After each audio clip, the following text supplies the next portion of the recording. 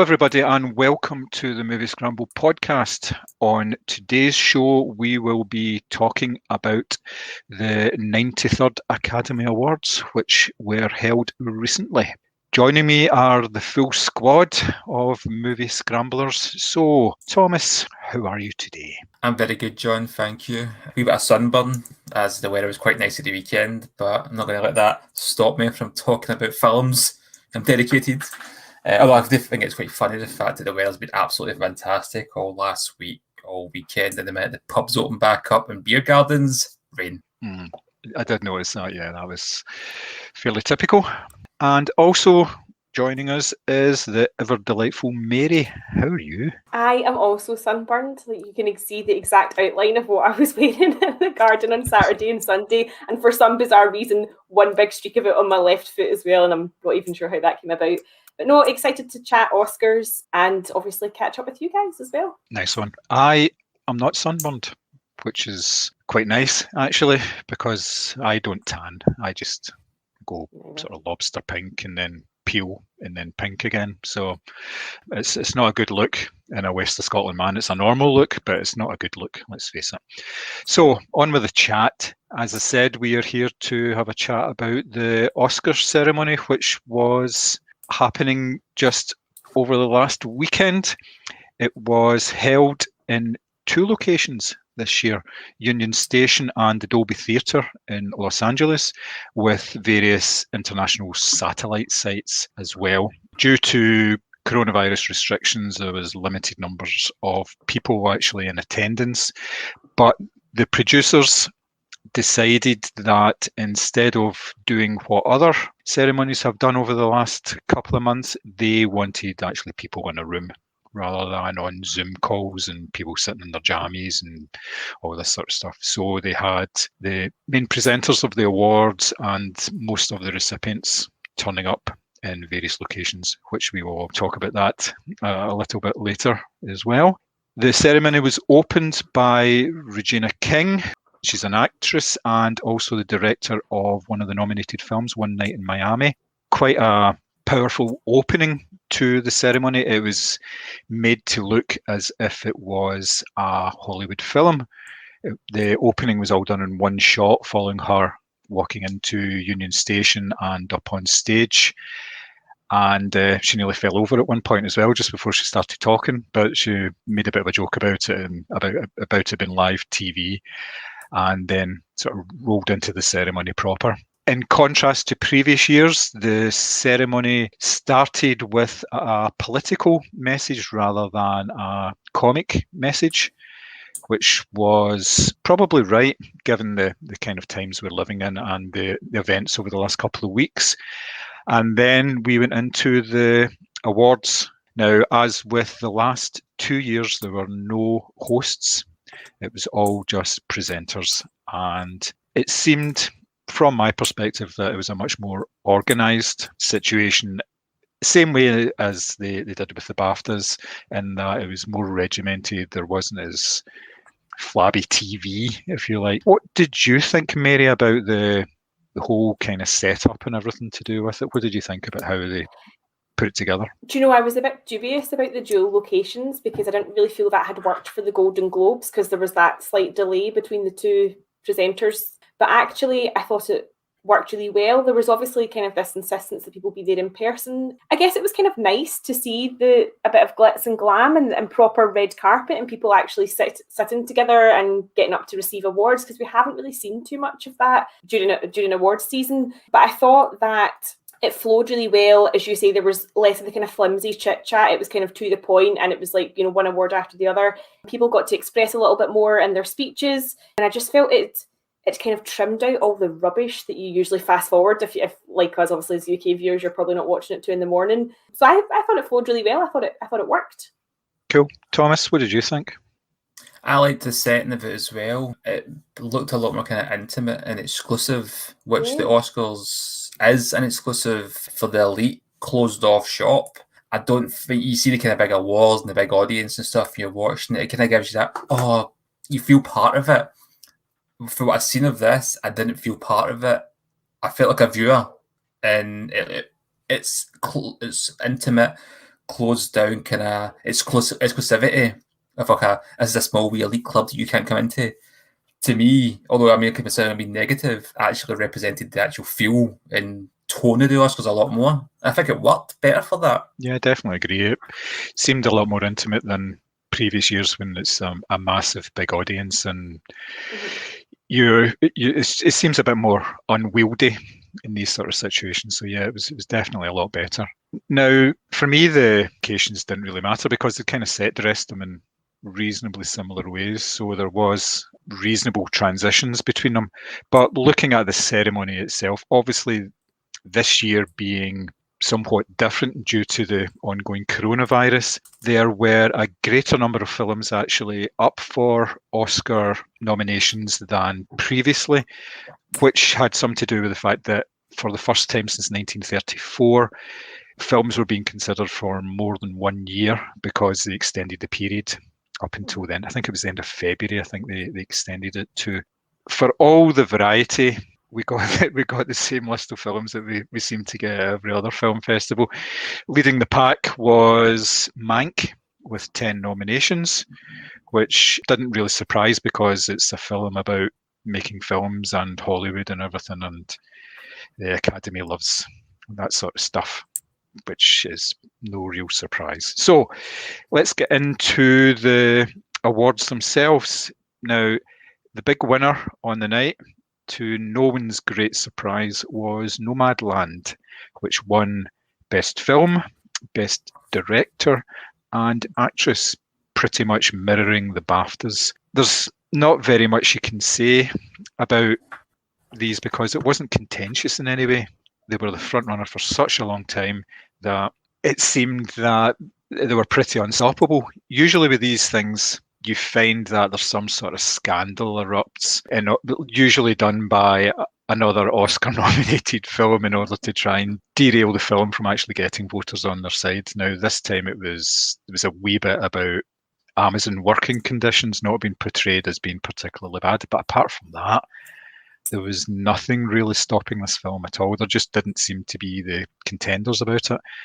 I take it neither of you were surprised at all? No, not really. I thought Frances McDormand looked bored the whole time. Like, I just thought she looked like she'd rather be anywhere else. And who knows, maybe she did want to be someone else. I'm not surprised. I do feel like we got a carbon copy of the BAFTAs. And don't get me wrong, that does happen quite a lot. Part of me was hoping for a wee upset, a wee something to kind of give it an edge, I suppose. But obviously I haven't seen the film, so I can't comment on it. But by all accounts, it seems like there was nothing from stopping it. It seems to have built up a lot of momentum, as we had said earlier. Minari kind of peaked too soon with the kind of buzz around it, I feel, and that's maybe why it's lost out at this particular stage. But yeah, it doesn't feel like there was any stopping it. And I believe now, does this mean that Frances McDormand is either already has the same Oscars track record as Katharine Hepburn, or is on her way on I'm par? not sure. Is that correct? I know she's won it 3 times. I don't know if she has. If she's on the same level, that's something I'll look up. Yeah. Just reading here, she's the 7th person to win a 3rd acting Oscar for Best Actress. I think it was in terms of the amount of nominations that she's had, because I think Katharine Hepburn is the most nominated female in the history of the Oscars. So I think that this puts her on par with that record, but I could be wrong. So it actually did put money on Frances McDormand to win, because she wasn't the bookies' favourite. No? For that, no. She was at 3-1. So who was the favourite? Katie Mulligan? I can't remember. Now, to be honest with you, I can't even remember. But yeah, she was like 3-1. Something I posted it on Twitter, and I thought that would be worth a few quid. And it was. And as far as Oscar awards go, that was it for Nomadland. This is the first year for such a long time that the leading film has only won 3 awards. Usually it runs away with maybe 5, 6 awards, a couple of craft awards, that kind of thing, but it didn't really happen this time for some particular reason. Now let's get on to the supporting actor award, which is quite an interesting one. It was won by Daniel Kaluuya for Judas and the Black Messiah, and according to the Academy, Judas and the Black Messiah didn't have a leading actor. It had 2 supporting actors. Now, this is something that the Academy pretty much need to address, because they don't have a way of recognising group performances or ensemble casts. It's all about the four main acting categories. And the problem that they had here was Lakeith Stanfield and Daniel Kaluuya were both up for supporting category rather than the lead category. You could make an argument that they were both leads, and I believe that Stanfield was up for the Best Actor category but didn't get enough votes to be shortlisted. But he did get enough votes in the Supporting Actor category to be put forward for that. So it's a real strange one. I know these things pop up every now and again. It's more really the Golden Globes and the Oscars, but the Oscars have got a bit of a track record as well of having supporting performances because they've got more chance of actually winning rather than the lead. And it kind of devalues it a wee bit, as far as I'm concerned. Do you not think so? I do. I don't understand that. I don't understand how you can't have. I know you get an ensemble piece, but even in ensemble films, there's still somebody you can pick as the lead. I would say. I've not seen Judas and the Black Messiah yet, but both of them, they're supporting actor. Then they say this film has no lead actor. I don't know. There's something weird about that. Yeah, it doesn't sit right. It feels like very much, trying to get the best possible outcome, and that's not denying that Daniel Kaluuya is incredibly talented, and his speech was absolutely hysterical. So I'm like, fill your boots, mate. But I'm pretty sure the BAFTAs have an ensemble award, and I think the Golden Globes do as well, and it might be a category that the Oscars need to look at in future to avoid any issues like this, because to me that's two guys who, they were two, kind of, I'm not saying the roles were split sort of 50-50, but they were the two protagonists and antagonists of that story. And to me, how do you decide who's supporting and who's not? And for them both to end up in supporting seems bizarre. Yeah. I mean, like, I was surprised to see him. I think it was best supporting actor for the BAFTAs as well, but I hadn't seen the film, so I thought to myself, maybe he's not the lead part. Maybe the film's about this other character, Bill O'Neill, who's the informant and stuff, and it's based around him more. I was thinking like Trial of Chicago 7, yes, an ensemble film, but you could argue Eddie Redmayne's the lead actor in that. You could easily make that argument, and no doubt it would bat an eyelid. Yeah, I've not seen the film before. Maybe they share equal screen time, and I don't know. It's something I don't like it either. I don't like it though. I think they pretty much share screen time. If anything, Lakeith Stanfield's got more screen time than Daniel Kaluuya. But who's the lead actor? Who's the lead character? Who's the main character in the film? There's always that. I don't know. I don't like it. Well, the main character is the Judas character, which is the Lakeith Stanfield role. So that's why he was up for lead actor, but didn't get the votes in order to be. I think that makes it worse. Because you could have the argument of, well, it's an ensemble piece, so there's two supporting actors, the sheriff with screen time. Who do you really give a lead to? It's for another person. Nominate both for lead then. Or do you say you can only have one lead? But the fact that he was considered for the lead makes it even more of a mockery, in my opinion.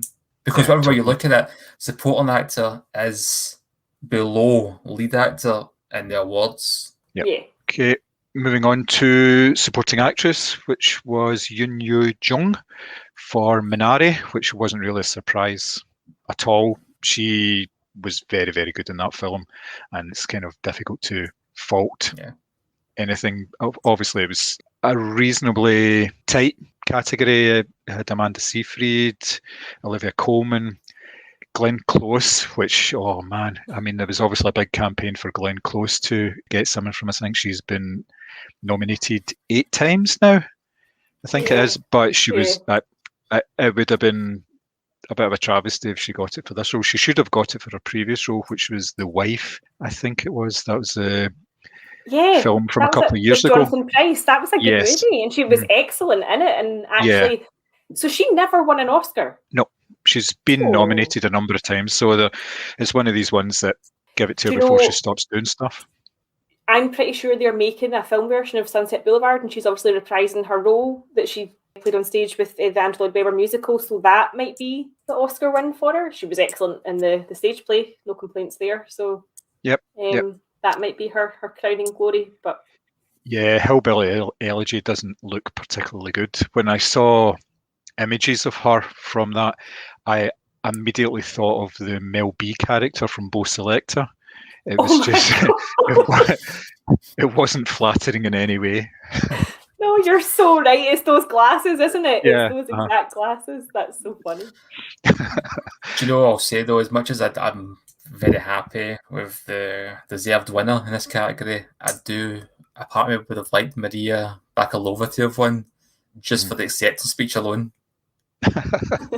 I mean, she was great in the film. She was. I was surprised she got nominated only because of the sort of role it was. It's the kind of thing I could see the Oscars turning a nose up at. I totally thought, I'm surprised that she was acknowledged at all, because the Oscars are famously quite snobby about, you know, that type of movie. But yeah, I would have loved her to get up and have thanked Rudy Giuliani's zipper or something like that. Like, that would have been amazing. Okay, and the last of the acting categories was obviously Best Actor. Now, in a change to the normal schedule, the last category is usually Best Film, but this year, what they did was they had the main acting categories as the last two, and obviously it was Best Actor at the end because men are more important than women, apparently. And it all led up to this moment that they'd obviously held off from, and a lot of people thought, well, they're doing it that way because they're going to give out the award to Chadwick Boseman, and then there'll be some sort of tribute to him right after it. And then it was announced that obviously Anthony Hopkins won the award, which surprised everybody, including himself, apparently. Now, there was a lot of backlash about that. We've talked about it in terms of the BAFTAs as well. And then obviously it was a real sort of downer of an ending because it was Anthony Hopkins wins. He's not here. The Academy accepts the award. Right. Cheerio, everybody. Right. Good night. Thanks very much for coming. And it was just kind of, whoa. What? Sorry. You know, it was very, so very weird. abrupt. Yeah. I think It's Olivia all- Colman said she wanted to accept the award on his behalf, but was told she couldn't. I don't understand that at all. I really don't. What does that mean? But you know what I find, but probably true. But you know what I find bizarre though? I mean, like, don't get me wrong, we were a bit kind of, we did discuss Anthony Hopkins and the father, not him personally, to be fair, but the politics surrounding it and stuff, and the nomination and the win at the BAFTAs episode. I find the backlash against Anthony Hopkins for this a bit harsh. It's not his fault. He didn't pick himself. And I've seen a lot of kind of people that are really kind of against him, not his performance in the film, but him personally for accepting this. And it's what was he supposed to do? Like, give it back. Say this is for Chadwick instead. You know what I mean? Like, I don't know. I mean, it was a very strange backlash to it. I find they've had the backlash has been against the wrong thing. Yeah, and to dig him up for not appearing, nominees and winners were not allowed to appear via Zoom. That appeared to be the rule. And two, even if he was allowed to appear via Zoom, he is 83 and it was 5 o'clock in the fucking morning UK time. Like, I'm not going to shit on him for not wanting to fly to New York or LA in the middle of a pandemic. But as I say, I'm not an Anthony Hopkins fan. I do feel like he is kind of one of these actors who I do feel sort of chews the scenery, but the anger or hurt or disgust or whatever should be directed at whoever at the Academy or the television station decided to do this big build-up, which made it feel like a big tribute to Chadwick Boseman, only to rip it away, and then that was it. Credits roll really quickly. Like, their anger's so misdirected. Oh, definitely. And like, we spoke about this in the BAFTA episode as well, available in the Moviescramble archives. But I thought the whole thing was set up for a Chadwick Boseman one, whether you felt for all, I don't see either film for all. I know I could watch both of them and say, see, to be fair, Anthony Hopkins definitely deserved that. People don't always get what they deserve, especially when it comes to the Oscars. And this looks like the prime thing for the Oscars to build this up and give themselves a pat in the back, which they love doing.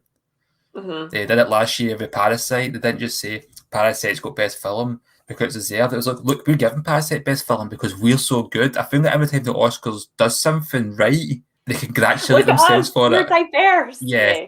It's like Catherine Bigelow, which she's just won Best Director, the first female to do so. How good are we? What? You know, it's like, and then Chloe Zhao is only the second ever woman to win a Best Director. And again, they'll pat themselves in the back for that. Look, we've nominated a Muslim for Best Actor. What else you want from us? I know, actually, that's what I meant to ask. You guys have both seen Side of Metal. Did Riz Ahmed deserve a shot? Yeah? Oh, definitely. He's excellent at that. Like I was saying, apparently this is the first time a Muslim's been nominated for Best Actor. Oh no, Mahershala Ali won supporting actor, didn't he? Because he's a Muslim as well. Yeah. The supporting actor, yeah, okay. So because it was. they've done it in two categories now. They're so diverse. Yeah. It was on his trailer. It was on his trailer. It mentioned it, and it was saying, "Really, Oscars 2021. We're still celebrating firsts." No, I know that's what's embarrassing, isn't it? It really is. Yeah, but no, I actually thought it was quite a strong category in terms of who was nominated. I didn't see Gary Oldman winning it for Mank. I would have been surprised if Stephen Yeun did. I thought Chadwick Boseman was going to run away with it. Let's be honest. But Riz Ahmed, I didn't think Riz Ahmed was going to win it. But that would have been brilliant because he is excellent in that film. He is absolutely outstanding. Mm-hmm. Yeah, and it's been a nice wee dark horse. I like dark horse victories as well. Are you allowed to say dark horse? Probably not. The Oscars would come on and say that's really well done there, Thomas, by highlighting dark horses, not just white horses. He'd probably pat himself in the back. Once again. Yeah, give it a wee sugar cube. Yeah, there you go. I mean, I don't know. I don't know what they wanted for Anthony Hopkins. Though, did they want him to dedicate? I mean, he dedicated the award, I think, to Chadwick Boseman. Did they want him to relinquish it, go Wakanda forever, and then fucking blow his brains out or something and repent? I just think the whole narrative around, he robbed someone who'll never be able to win an Oscar again. He still has a chance, and I'm like, what the fuck? He didn't like. I don't know. He didn't encourage this win, or he didn't vote for himself, or whatever. Like, I just feel like the whole narrative around it was just so fucking ludicrous. And even Chadwick Boseman's widow came out and said, like, he would have been happy for Anthony Hopkins. He wouldn't have wanted it. He's not someone who liked a fuss. Like, that's the irony of all of this. I hope they'll actually find some kind of like lost diary of Chadwick Boseman in terms of he hates Anthony Hopkins with a passion because they worked together years ago and he was rude to him or something when he was just starting up. But no, you're right. I mean, it's like the backlash is ridiculous. But I'm surprised the Oscars went the way they went. I really are, because this was a prime example for them. I mean, I said this last year actually when Parasite won and people were celebrating it, and rightfully so. Mm-hmm. The cynic in me was like, don't celebrate the Oscars here for the diversity because they'll fuck it up next year. Yeah. And also, as you say, it's 2020 or 2021. We should not be praising people for firsts at all. Yeah. And if you look back, I remember us talking about it last year and we're saying, well, it won Best Film, Parasite, but it didn't get anything in the acting categories. That's true. So how can it be Best Film without having actually good performances or award performances? So it's that kind of thing. Personally, I'd have liked to seen it going to Chadwick Boseman because the performance that he put in Ma Rainey's Black Bottom was absolutely sublime. He ranged from being this sort of Joker character to there was maybe a 10-minute speech about halfway through it, and it was brutal.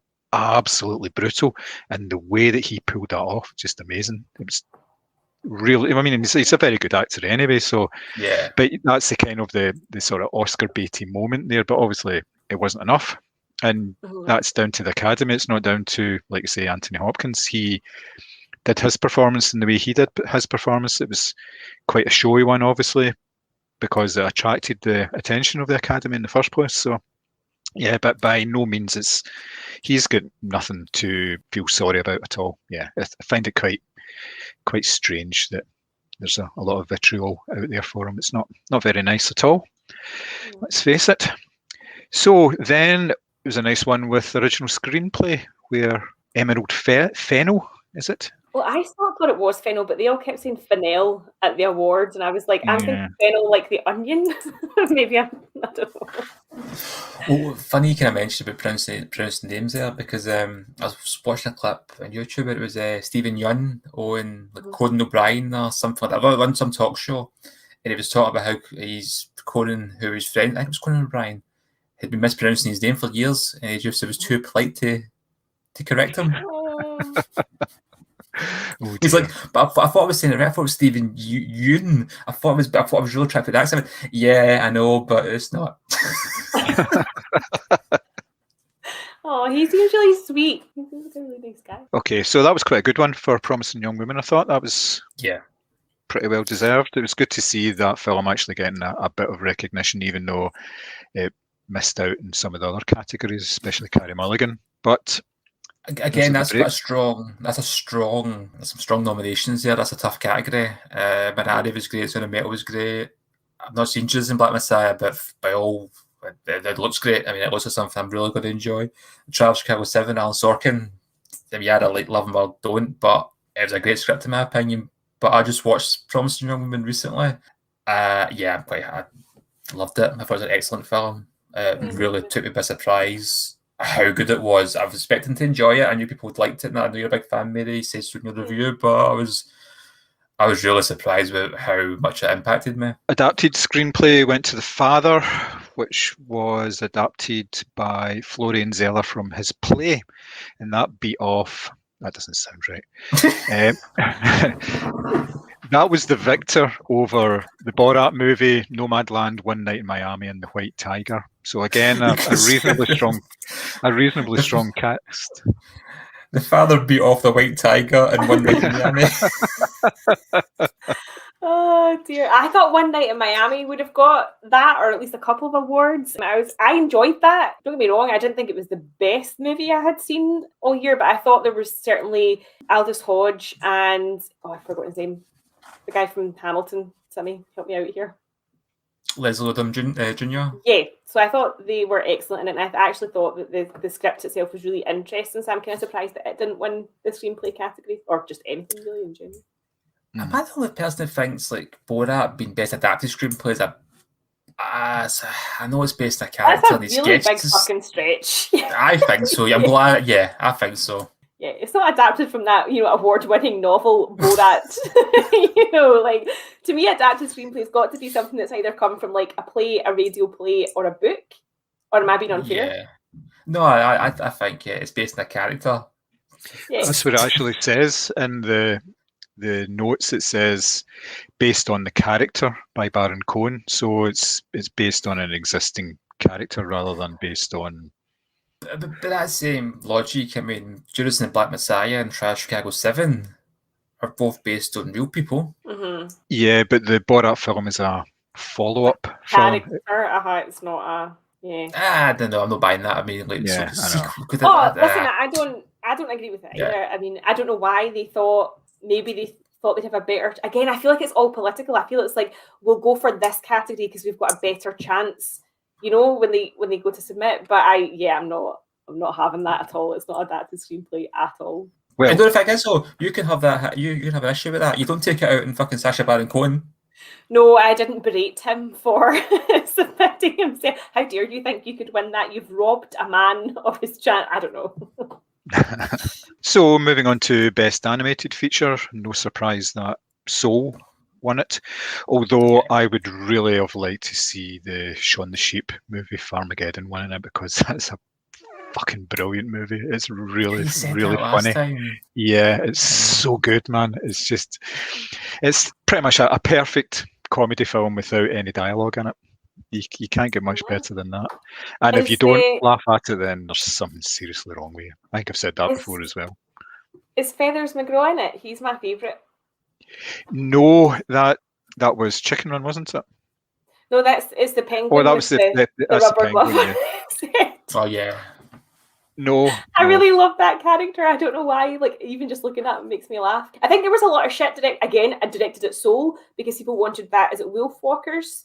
Yes. To win. So people were really taking a dump on Disney and Pixar. But again, like, they're not making these decisions. I just feel like that the wild sort of, hot takes that I was seeing on Twitter and stuff like that. I'm like, who are you angry at and why? That's actually a great question for Twitter, really, isn't it? I know.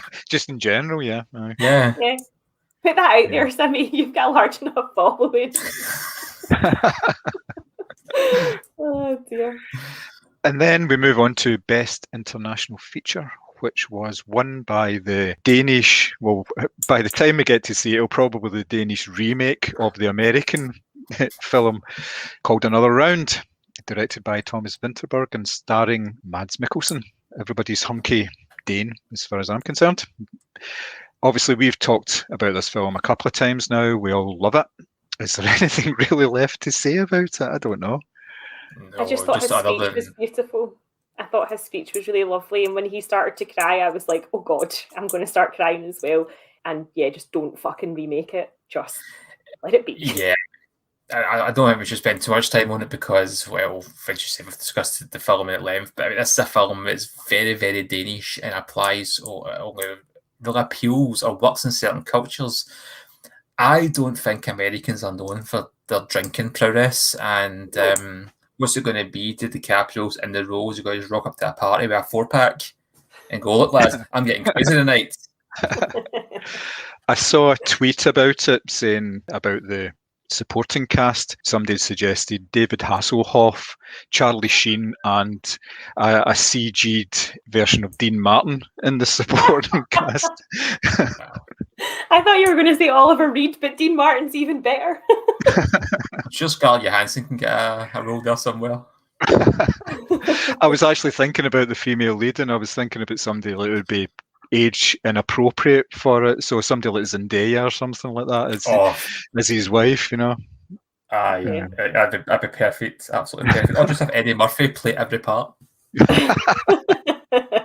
Oh dear! Don't remake this film. I don't mind remakes. I don't mind remakes as a general rule, but some films should not be remade, and if they haven't been remade for a reason. Night Watch, the Russian movie, hasn't been remade because it wouldn't work. Battle Royale has not been remade because it wouldn't work. Don't remake this; it won't work.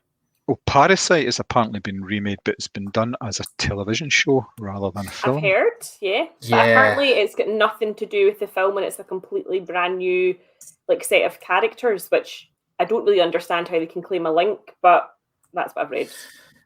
Yeah, I find the Parasite. I mean, Parasite is very much Korean culture, like those flats and things like that, but the themes of the haves and the have-nots is very universal. And I think that could at least translate a lot better than making a drink. I don't know. I mean, I know America's got its frat boy culture and that, but that's not what this film is. No, no. This is like midlife crisis culture as opposed to... Yeah. And to be honest with you, we're already seeing DiCaprio's midlife crisis with his increasingly young dates that he brings to things, so why introduce anything else into the mix? Maybe she's got a biography. A biopic, you know. One of the other categories that we'll touch on is the best live action short film. This was won by a film called Two Distant Strangers. Some of the other films in the category were pretty good as well. I saw the film Feeling Through, which was rather excellent, but I watched Two Distant Strangers on Netflix at Thomas's recommendation a couple of weeks ago, and it is fantastic. What a good movie. Obviously you like it, Thomas. Did you see it, Mary, at all? No, it is in my watch list as per Sammy's recommendation, and obviously the Oscar one has kind of spurred me on to make sure I watch it at some point this weekend. Are you going to get your sister to watch it as well? Make sure, please. I really want her review. It's about two people who don't know each other. Yeah. Two people are a bit far apart. Yeah, it's the kind of film that I would suggest going in as cold as possible with. The less you know about it, I think, really works in your favour. It doesn't miss. It does not miss. That's all I'll say. I agree with that, yeah. I don't know anything about it other than you've said it's good, so actually I just won't read about it. I just won't, It's only like 30 minutes long, isn't it? So yeah, it's not going to take up much of your time. No. I mean, I was told, I was recommended to my friend, and they said, I think you'd really enjoy it. He told me the premise of it. So when I was watching it, I was waiting for the premise to start. Whereas if you go in not knowing it, you'll be like, what the fuck? It just takes you by surprise. It's great. There's a wee humble brag from Simi that he's actually got friends as well there. Well done. Yes. Well, I did say friend. Yeah. Yeah, but you implied that, maybe you're part of a network, Yeah. One of the categories that always interests me is the best original score, because the score for a film is something that completely underpins everything that's on screen. Now, it wasn't really any surprise that Soul won it this year. It was Trent Reznor, Atticus Ross, and John Batiste. It's a bit of a departure for them in terms of their scores, because it's a bit lighter. There's a lot of jazz in it. There's more orchestral elements in it. It was very good. But of the others, The Five Bloods, Mank, Minari, and News of the World, I really, really enjoyed Mank. I thought the score on that was absolutely fantastic.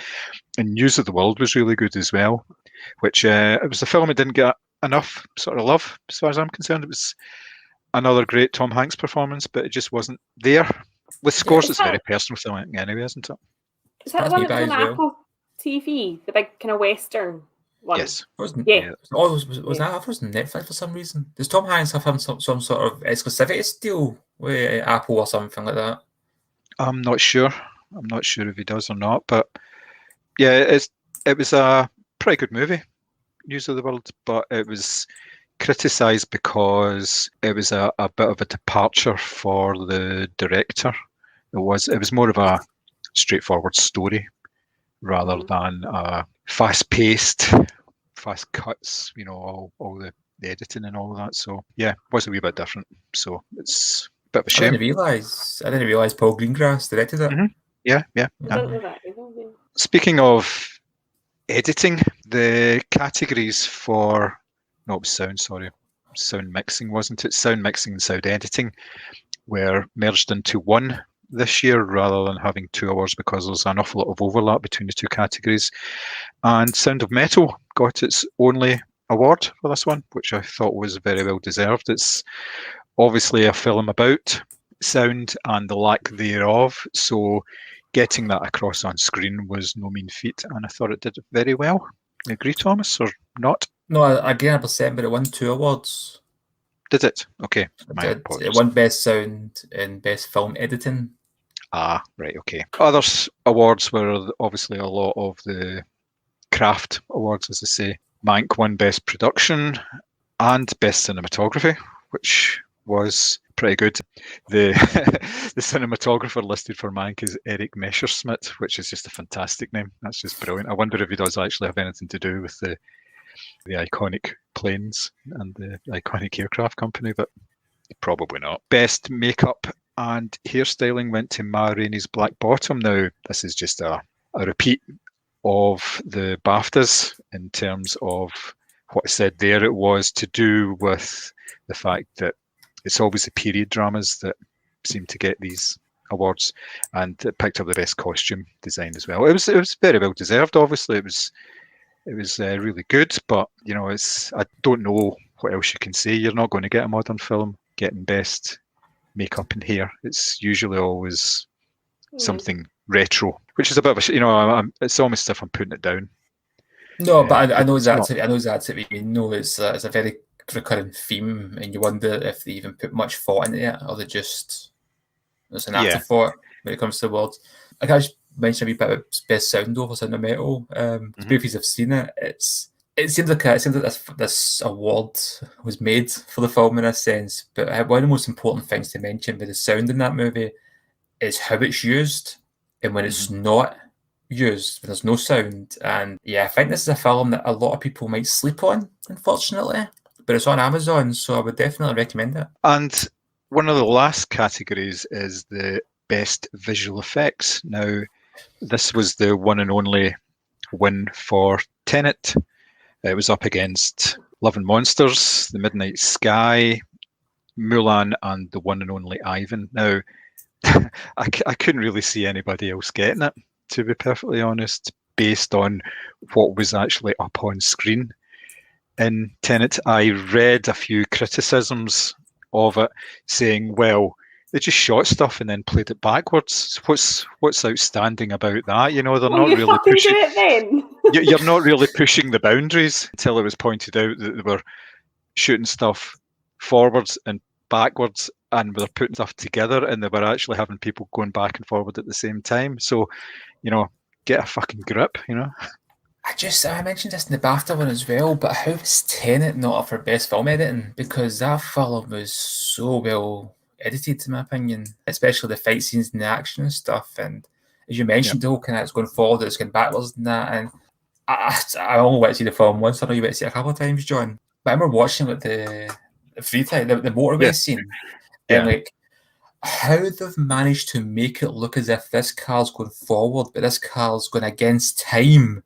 With this other car's, that's just a total mindfuck in a good way. Yeah. And I thought this is a technical. Whether you like the film, I think it's because Christopher Nolan's jumped the shark, or it's not as good as it's whatever. Technically, it's an absolute masterpiece in how it's been produced. The production of it.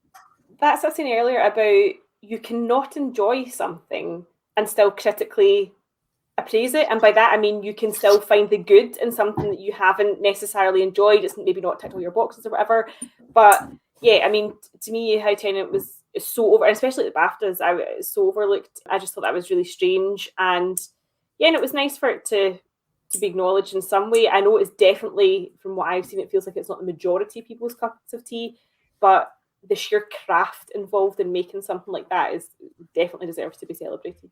Yeah, people were complaining and using Christopher Nolan's words against him because he tries to do as much in camera as possible. And people were saying, well, how is it a visual effect when you have a plane crashing into a building, but he actually crashed a plane into a building? He didn't do it. He didn't make it, he didn't CG it. He did it for real. And you're going, oh, for fuck's sake, man, really? Who are these people? Do they? I feel like they just crawl out of a hole to say shit like this, and they go back in until something else like they can get pissed off at as well. Like, I don't particularly like Tenet, but I can look at it as a piece of cinema, as an absolute spectacle, and go, that is, a solid piece of craftsmanship. Like, I don't understand how people can't even appreciate it on that level. That's just being a dick. Mm-hmm. People are idiots. Yep, heard it here first, everybody. People are idiots.